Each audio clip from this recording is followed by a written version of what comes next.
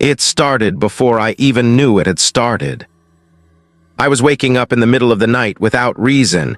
No noise, no movement, just a thick feeling in the air, like the room was too full, like someone unseen was standing over me, waiting. Lights flickered. My phone would buzz at odd hours with no call, no message, just a dead line humming softly. I told myself it was nothing, stress, lack of sleep, but deep down I knew better. Something had shifted. It wasn't until later when I connected the dots that I understood. The investigation hadn't begun when I started asking questions. It began the moment I thought of asking them. And the name at the center of it all. For most people, her name means power, respect, even reverence. She's America's icon of success, of charity, of endless influence. But what if there's more? The deeper I looked, the stranger it became. Interviews that stopped midway when her name was mentioned. Former employees who refused to talk, not out of loyalty, but fear, real fear. The kind that makes your eyes shift to the corners of the room, to the shadows. Stories buried under layers of charity, philanthropy, public goodwill. But if you knew where to look, the cracks were there. Whispers of closed-door gatherings, symbols that didn't belong. Faces that vanished quietly, careers that crumbled without explanation. There were rumors, of course. Ridiculous ones at first glance, conspiracies of secret societies, ancient rituals disguised as charity work, pacts not made in boardrooms, but in places older and darker than any business deal. Rumors that she didn't just dominate the industry. She owned it body and soul. I should have stopped there, most people would. But something about it wouldn't let go, something kept pushing. 30 days, that's what I gave myself. 30 days to look deeper, to uncover what was hidden. Now looking back, I realize 30 days was too long. Much too long. Some doors aren't meant to be opened. And once you do, you can't close them again. The first real crack didn't come from what I found. It came from what I couldn't find. It started with a list of people who had worked closely with over the years. Producers, assistants, collaborators. On paper, they were successful, decorated, admired. But when I tried to trace where some of them ended up, the trail went cold. No LinkedIn updates, no recent interviews, no casual mentions in the endless churn of the media. It was as if, at some point, they had simply stopped existing. At first, I assumed they had retired quietly, left the industry, started over somewhere else. Until I noticed something strange, the same pattern repeated over and over. A sharp, sudden cut, no farewell tour, no retirement announcements, no transitions. Just silence. I dug deeper. Old colleagues refused to speak on the record. A few would talk off the record, nervously, hurriedly, as if even the conversation itself was dangerous. They spoke of contracts thicker than most novels, of non-disclosure agreements that went beyond protecting a company's secrets. These were iron walls built to erase. When I pressed harder, the doors began closing, emails bounced back, phones went unanswered. Contacts who had been friendly turned cold overnight. The tension wasn't just external, it bled into my own life. I started noticing the same car parked near my apartment night after night, a black sedan with tinted windows. My computer screen would flicker unexpectedly. Phone calls with no voice on the other end, only the soft, steady rhythm of breathing. I wasn't just researching anymore, I was being watched. It escalated fast. A week in, I received a plain envelope slid under my door. No return address, no markings. Inside was a single photograph. a grainy black-and-white image of me, sitting at a from earlier that afternoon. On the back, in handwritten letters, "Stop." No signature, no threat, just a command, direct, icy, final, most would have stopped. Every rational instinct in me screamed to walk away. But something deeper kept pushing, a gnawing curiosity, a sense that I was closer than I realized to something few ever glimpse. 2 weeks in, I got my first real break. Hidden deep in public records, buried under layers of charitable foundations and shell companies, I found a name I wasn't supposed to find, a private trust tied to an estate outside. Remote. Guarded.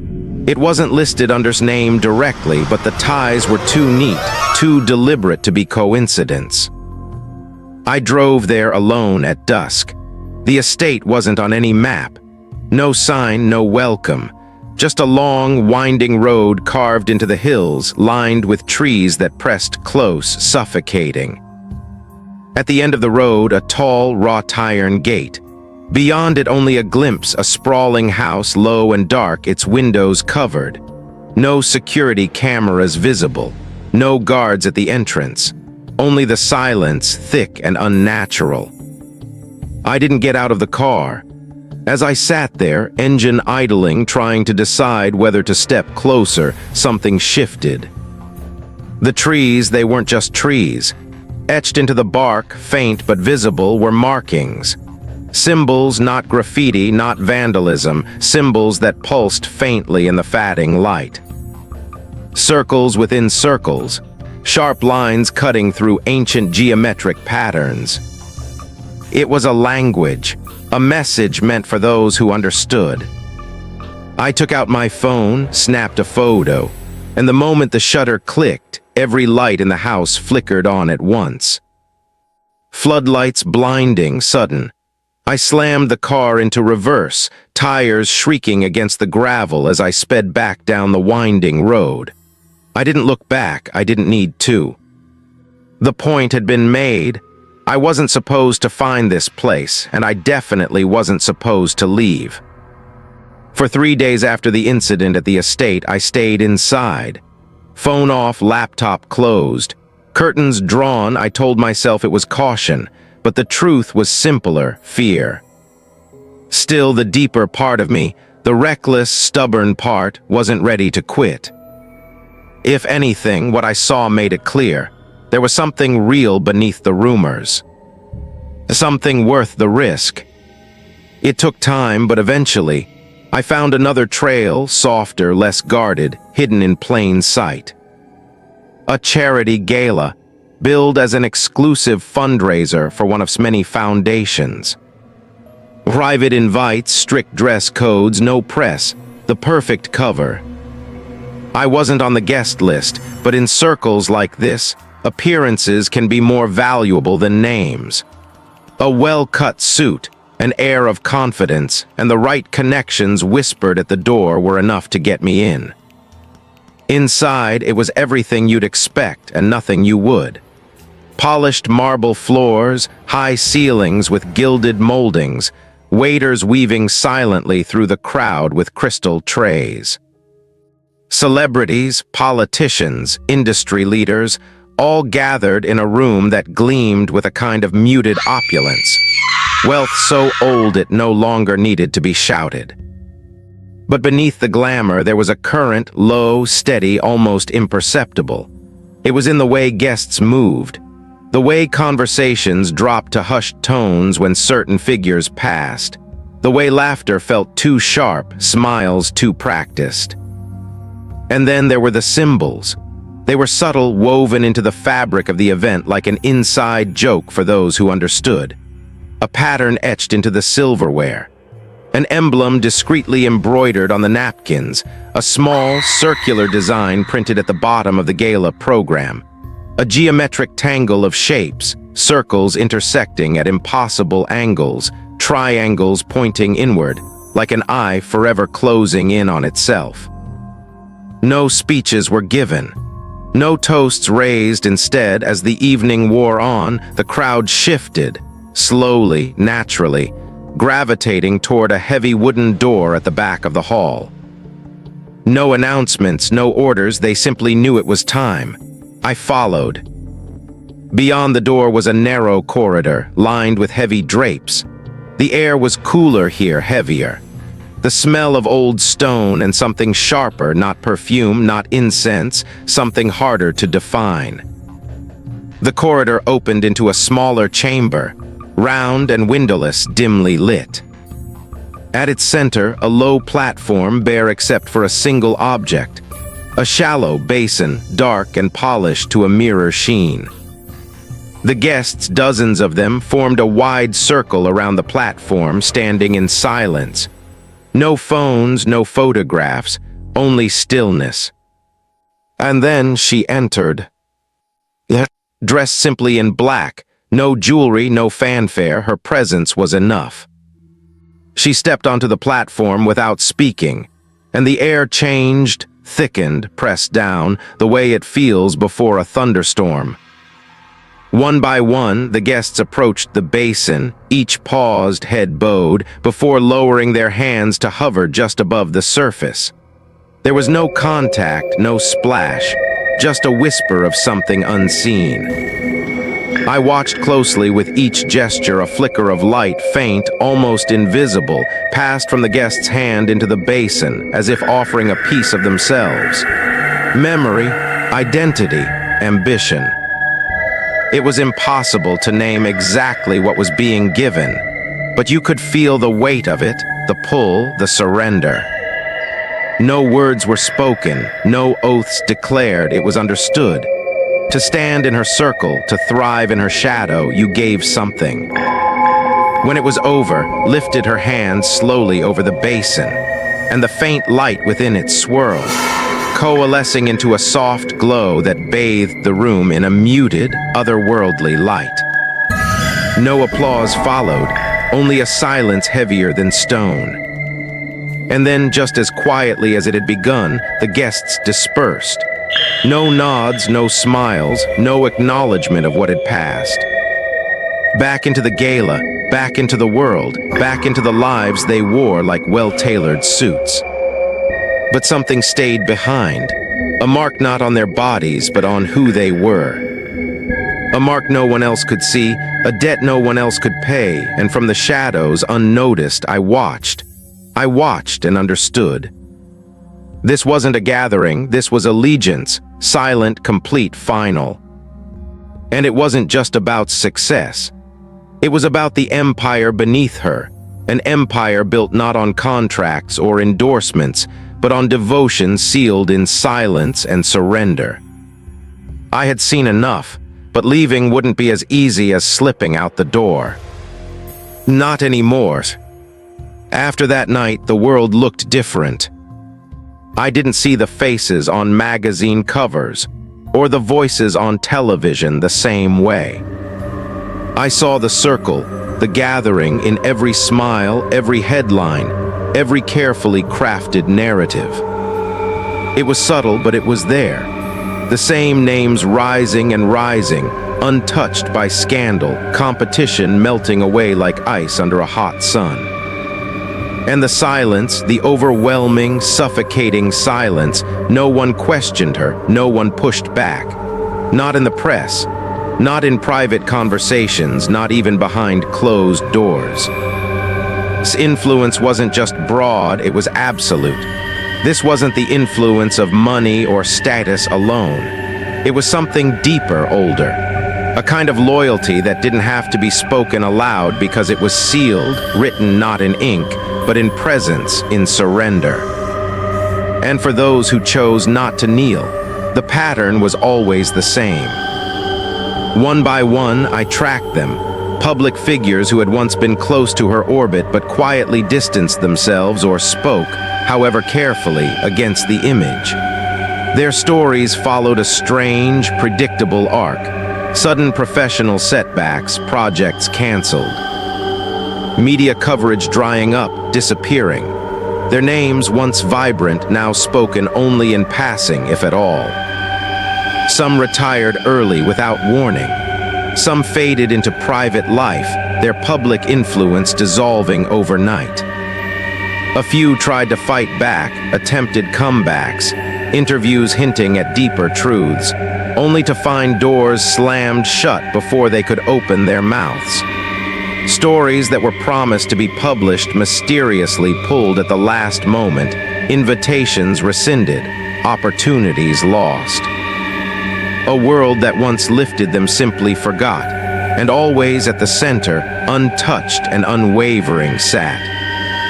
Her power not diminishing with time, but deepening, spreading beyond entertainment, seeping into politics, tech, culture itself. The secret wasn't domination. It was allegiance, the kind bound not by fear, but by willing surrender. By a ritual that didn't leave bruises or scars, only silence. Not all who served were visible. Some disappeared into the machinery, content to be faceless gears driving the empire forward. Others stood at the forefront, public figures with dazzling smiles and carefully curated lives, a reminder of the rewards given to those who understood the cost and paid it without hesitation. And the cost? It wasn't money, it wasn't loyalty in the traditional sense, it was identity. The offering wasn't made with words, but with self-erasure, a quiet promise to exist not as an individual, but as an extension of something larger.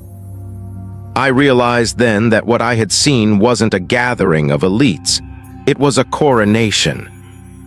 A reaffirmation of rule, wasn't simply powerful because the world loved her. She was powerful because she ruled a kingdom built on silence, a dominion maintained not with force, but with the willing disappearance of those who refused to bow. And once you understood that, once you saw it, you understood something else too. There is no leaving a kingdom you can't see, no fighting a throne you can't touch. There's only obedience or oblivion. By the third week, the pattern wasn't just speculation anymore. I could see it clearly, mapped out like a network of invisible strings pulling at the edges of the entertainment world, tightening, adjusting, correcting. It wasn't about money. It wasn't about influence in the way most people understood it. It was about permanence, and permanence, I learned, had a price. Those who offered themselves completely, who attended the gatherings, stood in the circles, made their offerings, rose higher than ever. Careers that should have faded were revitalized. Scandals that should have destroyed reputations simply disappeared. No apologies, no public reckonings, just silence and survival. But those who hesitated, who questioned, who tried to pull away, they paid another price. I began tracing the stories carefully. An actor once prominent who had distanced himself quietly from circle after a public disagreement. Within months, his projects were quietly shelved, roles dried up. A well-documented comeback attempt ended before it began. Today, most people barely remember his name. A media executive once closely tied to a production network who resigned unexpectedly. It was as if they had ceased to exist, not physically, but professionally. Their influence, their relevance, their presence in the industries they helped shape, all gone. I thought at first it was a coincidence, bad luck, the natural cycle of fame and power. But it wasn't just the careers, it was the memories. Look hard enough and you'll find traces, old interviews, articles, bylines. But they're buried, harder to access, harder to remember. The world moves fast, memories are fragile. It doesn't take much to erase someone completely. You don't need force, you just need silence and time. And that was the true cost. The empire built wasn't constructed with contracts or threats. It was built on oblivion. It wasn't about destroying enemies. It was about forgetting they ever existed at all. This is how real power moves, not with noise but with absence. Not by confrontation but by unmaking. And it wasn't limited to the entertainment world. The same patterns stretched into politics, into business, into every industry where power is currency and silence is gold. Some whispered that allegiance to her wasn't just career insurance. It was a pact, a binding of ambition to a throne that demanded everything and promised survival in return. And once you understood it, once you saw how deep the roots went, you understood something else too. There is no higher power without sacrifice, no kingdom without subjects willing to disappear. Hadn't just mastered the system. She had become it. It wasn't enough to know the pattern. If I was going to understand it fully, I needed to see more, not just the surface rituals, not the carefully curated gatherings, but what lay underneath. The opportunity came sooner than expected. Another event, this one even more exclusive, invitation only, no press allowed. A philanthropic retreat held in an estate outside Carmel, hidden behind high walls and thicker trees. The kind of place you don't find unless you already know where to look. Getting in wasn't an option this time, but getting close, that was possible. I drove the perimeter twice before finding a trail, narrow, overgrown, leading up the hillside to a clearing that overlooked the estate. From there, through the trees, I could see the gathering below. No cameras, no lights beyond the faint glow of lanterns lining a circular courtyard. The guests, maybe 30, maybe more, stood in a perfect circle around a low, dark platform. And at the center, but it wasn't her public face. No audience, no applause, no speeches. She stood silently, hands clasped in front of her, dressed in simple black. The atmosphere was heavy, oppressive, not solemn, not celebratory, something older, deeper. One by one, guests stepped forward, moving toward her. Each approached the platform with slow, deliberate steps, paused just at the edge, and then knelt. No words were spoken, no handshakes, no gestures of greeting. They knelt and then lowered their heads until they touched the stone at her feet. Not in deference, in surrender. When they rose, something subtle had changed. It wasn't visible at first, no marks, no symbols. But there was a lightness gone from them, a hollowing, as if the part of them that resisted had been left behind. The ritual was quiet, efficient. One by one, they offered themselves, not physically, but entirely, not their bodies, their will. There were no cheers when it ended, no congratulations. The circle broke apart slowly, and the guests filed back into the house, leaving standing alone at the center of the clearing. She didn't smile, she didn't wave.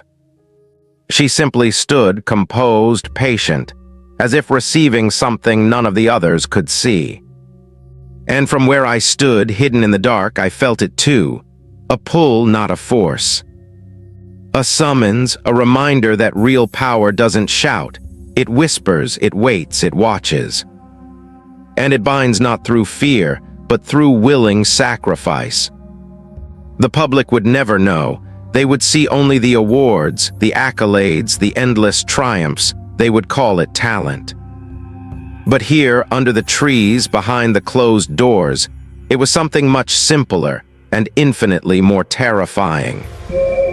A throne invisible to the world, built not on fame, but on the quiet, unseen surrender of those who sought to stand beside it. And those who did, they weren't punished, they were simply forgotten. I stayed until the lights dimmed, until the house fell silent again. And when I finally made my way back down the hill, back to my car, back to what passed for safety, one thought stayed with me. Some kingdoms aren't built on land or blood. Some are built on memory, on who gets to be remembered and who is made to disappear. Anne's kingdom, It was vast, unseen, and absolute.